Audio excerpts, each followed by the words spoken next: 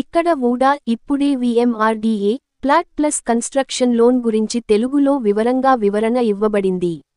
సాధారణంగా బ్యాంకులు, ఎన్బీఎఫ్సీలు ఎంత వరకు రుణం ఇస్తారు?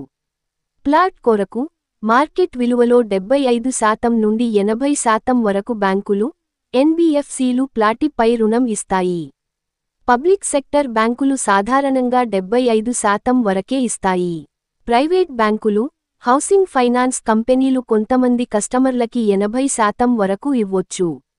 కన్స్ట్రక్షన్ కోసం క్లియర్ ప్లాన్, అంచనా ఖర్చు ఆధారంగా 80% నుండి 90% వరకు నిర్మాణ రుణం ఇస్తారు. కాంపోజిట్ ప్లాట్ ప్లస్ కన్స్ట్రక్షన్ రుణానికి మొత్తం పరిమితులు. మొత్తం ప్లాట్ ప్లస్ కన్స్ట్రక్షన్ విలువ దాదాపు 75% నుండి 90% వరకు రుణంగా ఇస్తారు. కొన్ని బ్యాంకులు కస్టమర్ ప్రొఫైల్ బట్టి 90% వరకు ఇస్తారు.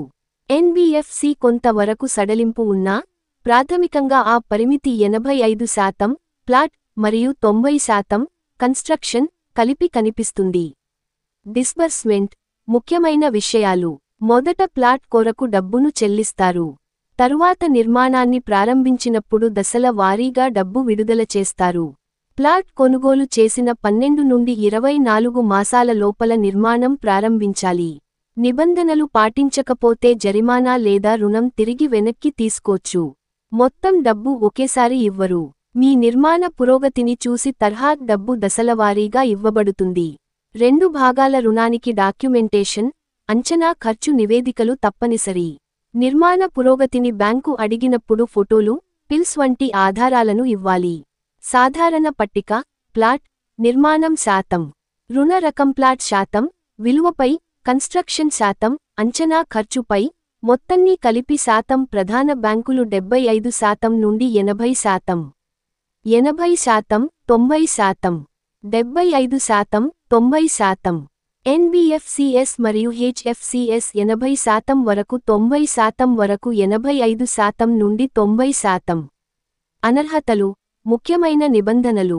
దరఖాస్తుదారు వయస్సు 21 నుండి 70 సంవత్సరాలు. మంచి సిబిల్ స్కోర్ 750 పైగా. Indian citizen. ఆదాయాధారం తప్పనిసరి.